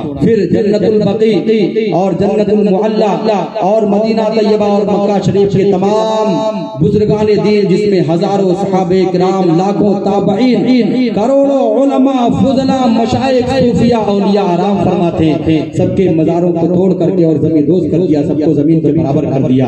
ایسے ظالم جابر ہے یہ۔ تو اپنی کتابوں میں کیا سے کیا نہیں لکھا، نبی پاک صلی اللہ تعالی علیہ وسلم کو صریح گستاخیاں کی۔ تو سرکار اعلیٰ حضرت نے علماء حرمین طیبین سے ان کے بارے میں سوال کیا کہ جن لوگوں کا عقیدہ یہ ہو کہ نبی کو علم غیب نہیں ہے، جن لوگوں کا عقیدہ یہ ہو کہ خاتم النبیین کا جو معنی انہوں نے گڑھا کہ نبی کے بعد بھی کوئی نبی آ سکتا ہے، اور ایسے ہی 4-5 عقیدے ان کے جو خاص ہیں اس کو سرکار اعلیٰ حضرت نے لکھ کر کے علماء حرمین طیبین کے سامنے پیش کیا اور ان سے سوال کیا کہ ان کا جواب کیا ہوگا، ان لوگوں کا کیا حکم ہے۔ علماء حرمین طیبین نے پڑھ کر کے اور ارشاد فرمایا کہ من شک فی کفرہ وعذابہ فقد کفر، سورہ کلی۔ اور کچھ ہمارے درمیان میں ایسے لوگ ہیں کہتے ہیں یہ بھی تو نماز پڑھتے ہیں، یہ بھی تو سجدے کرتے ہیں، یہ بھی تو داڑھی ٹوپی والے ہیں، داڑھی ٹوپی میں ہونا یہ مسلمان ہونے کی دلیل نہیں ہے، نمازی ہونا یہ صرف مسلمان ہونے کی دلیل نہیں ہے۔ ابلیس سے بڑا کون نمازی ہو سکتا ہے جس نے کتنے سجدے کیے ہیں، مگر حضرت آدم کی شان میں ذرہ برابر گستاخی کی، اللہ تبارک و تعالیٰ نے مردود بارگاہ کر دیا۔ پتہ چلا کہ نماز وہی قبول ہے جو رسول کی محبت میں پڑھی جائے اور رسول سے نفرت میں جو نماز پڑھی جائے، رسول کریم صلی اللہ علیہ وسلم کی گستاخی کر کے جو نماز پڑھی جائے وہ نماز نہیں بلکہ یہ اس کے لیے وبال اور عذاب پہنچایا کرتی ہے۔ تو علماء حرمین طیبین نے فرمایا کہ یہ ایسے کافر و مرتد ہیں کہ جو شخص ان کے کافر و مرتد ہونے میں شک کرے وہ بھی کافر ہے، ان کے عقائد خبیثہ سے مطلع ہونے کے بعد میں جو ان کے کافر اور جہنمی ہونے میں شک کرے وہ بھی کافر ہے۔ لہذا چاہیے کہ ان کے ساتھ مجالسہ نہ کریں، ان کے ساتھ اٹھے بیٹھے نہ، ان کے ساتھ میں کھانا پینا نہ کریں، ان کے ساتھ میں کوئی کام نہ کریں۔ یہ تو تجارت ترک کرنا حرام ہے، تجارت بھی نہیں کر سکتے ہیں، اس لیے کہ ایسے بدبخت ہیں، گستاخ رسول ہیں، ان پر ہمیشہ خدا کی پھٹکار اور خدا کی لعنت برستی رہتی ہے۔ ورنہ اگر ان کے ساتھ اٹھک بیٹھک کریں گے، کھانا پینا کریں گے، ان کے ساتھ میں شادی بیاہ کریں گے، ان کے ساتھ میں رسم و رواج کریں گے، ان کے ساتھ میں دوستیاں اور یاری کریں گے تو معاملہ کیا ہوگا؟ حضرت امام جلال الدین سیوطی علیہ رحمت و رضوان اپنی کتاب سر و شعور میں اپنی کتاب میں نقل فرماتے ہیں کہ ایک آدمی تھا جو شیعہ اور رافضیوں کے ساتھ میں بیٹھا کرتا تھا. اور شیعہ اور رافضی کون ہیں؟ جو شیخین یعنی ابو بکر صدیق اور عمر فاروق کا تبرہ کرتے ہیں, ان کی شان میں نازیبہ کلمات پڑھتے ہیں, ان کو گالیاں دیتے ہیں. تو یہ تو اپنے آپ کو سنی کہنے والا تھا, مگر رافضیوں کے ساتھ میں اٹھنا بیٹھنا کرتا تھا, رافضیوں کے ساتھ بیٹھا کرتا تھا. جب اس کے انتقال کا ٹائم قریب آیا, جب یہ مرنے کا ٹائم قریب آیا اور آخری وقت اس کا قریب آیا, اب جو یہ تمام باتیں کر لیتا ہے, مگر جیسے ہی اس سے کہا جاتا ہے کلمہ پڑھ تو اس کی زبان رک جاتی ہے, کلمہ نہیں پڑھ پا رہا ہے. لوگوں نے لاکھ کوششیں کی کہ کلمہ پڑھ لے اس کے بعد میں مرے, اس لیے کہ آخری وقت میں اگر کلمہ نصیب ہو گیا تو سمجھ لیجئے تمام روزے کامیاب ہو گئے, تمام زکاتیں کامیاب ہو گئی, تمام نیکیاں کامیاب ہو گئی. اس سے کلمہ پڑھنے کے لیے کہا جاتا ہے, کلمہ نہیں پڑھ پا رہا ہے مگر دوسری باتیں کرتا ہے تو بات کر لیتا ہے. لوگوں نے کہا کہ آخر میں وجہ کیا ہے, تو کلمہ کیوں نہیں پڑھ پا رہا ہے؟ تو اس نے کہا کہ میرے سامنے دو لوگ کھڑے ہوئے ہیں, وہ مجھے کلمہ نہیں پڑھنے دیتے ہیں. کہاں کھڑے ہوئے ہیں؟ کہا وہ سامنے کھڑے ہوئے ہیں, مگر لوگوں کو کچھ دکھائی نہیں دے رہا تھا. وہ فرشتے تھے, اللہ کی بارگاہ سے آئے تھے. جب اس سے بار بار اصرار کیا گیا کہ کلمہ پڑھ, وہ کلمہ نہیں پڑھ پا رہا تھا. ان لوگوں نے کہا کہ آئے ظالم, تو رسول کریم صلی اللہ علیہ وسلم کے صحابہ کے گستاخ کے ساتھ بیٹھتا تھا, اب یہ چاہتا ہے کہ یہاں سے ایمان صحیح سلامت لے جائے. ایسا نہیں ہو سکتا ہے. جو رسول کے گستاخوں کے ساتھ بیٹھتا ہے, صحابہ کے گستاخوں کے ساتھ بیٹھتا ہے, اولیاء کے گستاخوں کے ساتھ بیٹھتا ہے, اہل بیت اطہار کے گستاخوں کے ساتھ بیٹھتا ہے, اس کا خاتمہ ایمان پر نہیں ہوتا ہے بلکہ وہ ذلت کی موت مرتا ہے. اور مرنے سے پہلے اس کو یہیں پر اس کو جہنم کا ٹھکانہ دکھا دیا جاتا ہے, مرتے مرتے ذلیل ہو جاتا ہے. تو مجالست ان کے ساتھ میں, ان کے ساتھ بیٹھنا, کھانا پینا, یہ تمام چیزیں حرام ہیں. ان تمام چیزوں سے بچنا چاہیے ورنہ دھیرے دھیرے آدمی کا ایمان تباہ ہو سکتا ہے. حضرت امام محمد سیرین جو کہ حضرت امام مالک, حضرت امام انس, حضرت صحابی رسول حضرت انس بن مالک رضی اللہ تعالیٰ عنہ کے شاگرد ہیں. ان کے پاس کچھ بدعقیدہ آئے اور انہوں نے کہا کہ ہم آپ کو قرآن پاک کی آیتیں سنانا چاہتے ہیں. آپ نے فرمایا کہ میں نہیں سننا چاہتا. انہوں نے بتائیے قرآن مقدس کی آیتیں کریمہ سنانے کے لیے بولے, وہ مگر بدعقیدہ تھے. آپ نے فرمایا میں نہیں سننا چاہتا. اب پھر انہوں نے کہا کہ ہم کچھ حدیثیں سنانا چاہتے ہیں. آپ نے فرمایا کہ نہیں میں نہیں سننا چاہتا. انہوں نے کہا کہ کچھ دیر ہم بیٹھنا چاہتے ہیں. آپ نے ارشاد فرمایا کہ تم یہاں سے بھاگتے ہو یا میں ہی یہاں سے چلا جاؤں. آپ نے ان کو دھکار دیا اور بھگا دیا. بعد میں لوگوں نے عرض کیا کہ حضور آپ تو اتنے بڑے محدث ہیں, آپ اتنے بڑے مفسر ہیں, آپ اتنے بڑے عالم ہیں, آپ اتنے بڑے فقیہ ہیں, اتنے بڑے فقیہ کے شاگرد ہیں. آپ اگر ان کی کچھ باتیں سن لیتے تو کیا ہوتا؟ ان کی باتیں آپ پر اثر انداز تھوڑے ہوتی, آپ تو اس کا جواب دے سکتے تھے. اور آپ نے کیا ارشاد فرمایا؟ آج بہت سے لوگ کہتے ہیں کہ ہمارا ایمان بہت مضبوط ہے. لوگ کہتے ہیں ہمیں کون بہکا سکتا ہے, ہمارا کون مقابلہ کر سکتا ہے. اپنے ایمان کی فکر کرو. ایمان یہ سب سے عظیم ہے, سب سے عظیم دولت ہے. اور دولت جتنی عظیم ہوتی ہے, جتنی قیمتی ہوتی ہے, اتنی زیادہ اس کی حفاظت کی جاتی ہے. آپ کے پاس سونا ہوگا, آپ اس کو باہر والے کمرے میں نہیں رکھیں گے, سب سے اندر الماری کے اندر پھر کئی تالے لگا کر کے رکھیں گے. ایمان سے بڑھ کر کوئی دولت نہیں ہے. ایمان کی حفاظت سب سے زیادہ ضروری ہے. حضرت امام محمد سیرین رضی اللہ تعالیٰ عنہ فرماتے ہیں کہ سنو وہ قرآن پاک کو سناتے, حدیث پاک کو سناتے, میں سننے لگتا. اور ہو سکتا ہے کہ وہ کچھ باتیں اپنی طرف سے بھی کر کے سنا دیتے, قرآن کی آیتوں کے ساتھ میں اس کی تشریح کرنا شروع کر دیتے, اپنے طرف سے کچھ منمانی تفسیر کرتے, حدیث پاک پڑھتے, اس کی تشریح اپنی منمانی کرتے، کچھ غلط باتیں بیان کرنا شروع کر دیتے، اور کچھ بات اس میں سے اگر میرے دل میں رہ جاتی یا میرے دل میں آ کر کے وہ بس جاتی تو میں تباہ و برباد ہو جاتا، میرا ایمان چھن جاتا۔ لہذا جب اتنے بڑے امام ہو کر کے، اتنے بڑے محدث مفکر اور مفسر ہو کر کے اپنے ایمان کی اتنی فکر کر رہے ہیں، اور ہمارا تمام پورا دن گناہوں میں گزر رہا ہے، غلط کاموں میں گزر رہا ہے، قرآن سے ہم دور ہیں، مسجدوں سے ہم دور ہیں، اور ایمان کے اتنے بڑے بڑے ٹھیکیدار ہیں، اتنے بڑے دعوے دار ہیں۔ ایمان کی حفاظت کیجئے، اپنے ایمان کو بچائیے۔ حضرت عمر فاروق رضی اللہ تعالیٰ عنہ سے پڑھ کر کے ایمان والا کون ہو سکتا ہے؟ سرکار نے فرمایا کہ عمر کی زبان پر اللہ تعالیٰ نے حق جاری فرما دیا ہے۔ سرکار نے فرمایا کہ عمر کی ذات وہ ذات ہے کہ شیطان تو ان کے سائے سے بھی بھاگتا ہے۔ عمر فاروق کا نام لے لیا جائے، شیطان بھاگ جاتا ہے۔ عمر فاروق رضی اللہ تعالیٰ عنہ مغرب کی نماز ادا کرتے ہیں، مسجد میں آپ نے دیکھا کہ ایک آدمی بھوکا نظر آ رہا ہے، آپ نے اس کو بلایا اور بلا کر کے عمر فاروق اپنے گھر لے گئے، دسترخوان سجایا گیا، اس میں کھانے کا انتظام ہوا، کھانا لایا گیا، کھانا کھانا شروع کر دیا۔ جب کھانا کھانا شروع کر دیا، کھانا کھاتے وقت ہی اسی میں سے کسی نے کسی نے کچھ بدعقیدگی والی بات کی، کچھ نازیبا بات کی، گستاخی والی بات کی۔ عمر فاروق نے کھانا اس کے سامنے سے کھینچ لیا اور اس کو جھلار کر کے بھگا دیا، اپنے گھر سے نکال دیا۔ کھانا کھانے کی بھی مہلت نہیں دی، لقمہ اٹھانے کی بھی مہلت نہیں دی، بلکہ اس کو بھگا دیا۔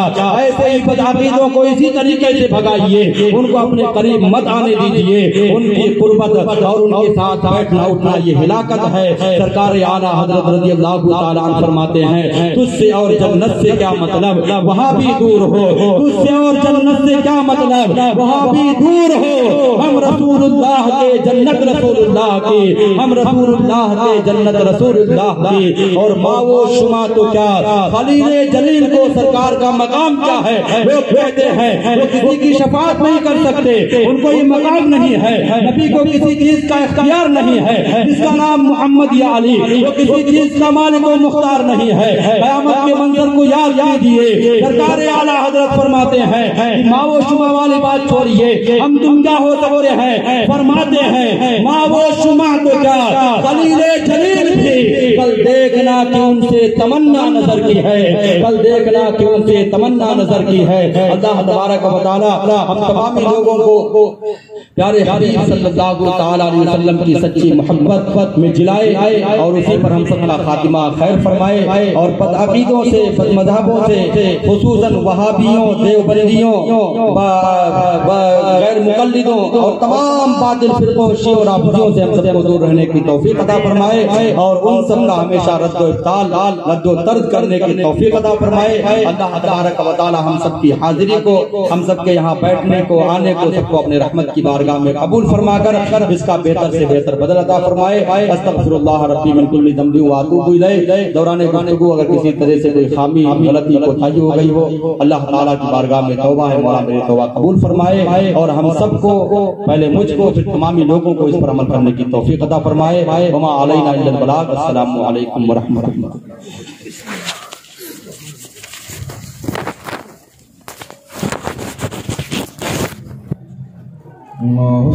مصطفیٰ جانے رحمت پہ لاکھوں سلام، مصطفیٰ جانے رحمت پہ لاکھوں سلام، شمع بز میں ہدایت پہ لاکھوں سلام، شمع بز میں ہدایت پہ لاکھوں سلام، شہر یار رم تاجدار حرم، شہر یار رم تاجدار حرم، نوبہار شفاعت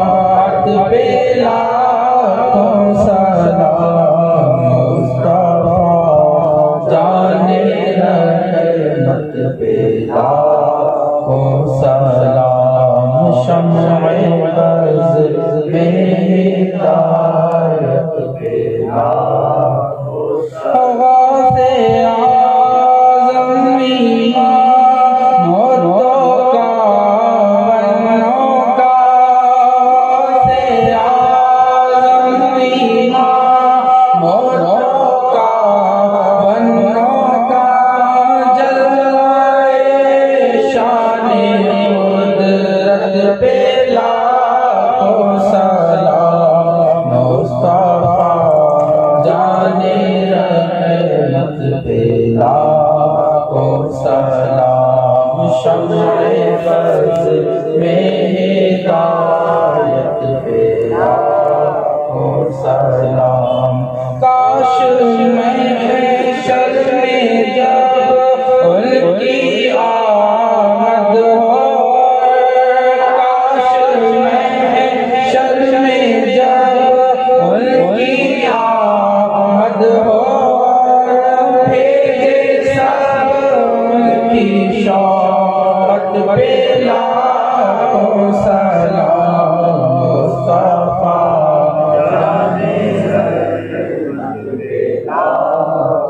سلام شمع بز میں ہدایت پھیلا مجھ سے خدمت کے قدسی کا ہے ہاں رضا مجھ سے خدمت کے قدسی کا ہے ہاں رضا مصطفیٰ جان رحمت پہ لاکھوں سلام مصطفیٰ جان رحمت پہ لاکھوں سلام شمع بز میں ہدایت پہ لاکھوں سلام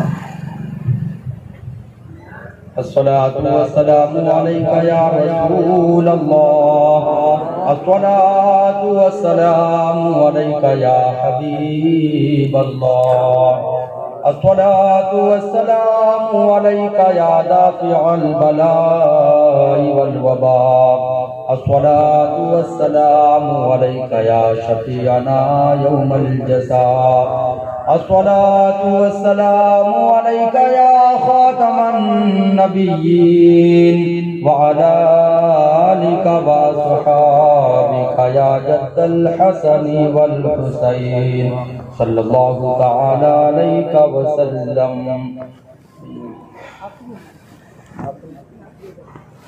بسم الله الرحمن الرحيم اللهم صل على سيدنا ومولانا محمد معظم الجود والكرم وآلہ الکرام واصحابہ الرضام وابنہ الکریم وبارک وسلم صلاۃ وسلام علیک یا رسول اللہ صلاۃ وسلام علیک یا حبیب اللہ صلی اللہ تعالی علیہ وسلم مولا تبارک و تعالی ہم گنہگاروں سیاہ کاروں خطا کاروں نے مل کر بارگاہ رسالت مآب صلی اللہ تعالی علیہ وسلم میں درود و سلام کا نذرانہ محبت پیش کیا گیا اور یہاں پر تیرا اور تیرے محبوب بندوں کا ذکر خیر ہوا مولا تعالیٰ تمام لوگ حاضر ہوئے سب کی حاضری کو اور ہم سب کے سننے سنانے کو قبول فرما مولا تعالیٰ اس میں کسی طریقے سے کوئی خامی غلطی کوتاہی ہو گئی ہو یا اللہ اسے معاف فرما پیارے حبیب صلی اللہ تعالیٰ علیہ وسلم کے صدقہ و طفیل یا اللہ ہم سب کو ایک اور نیک بننے کی توفیق عطا فرما آفات و بلیات سے جملہ پریشانیوں سے مشکلات سے حاسدین کے حسد ظالمین کے ظلم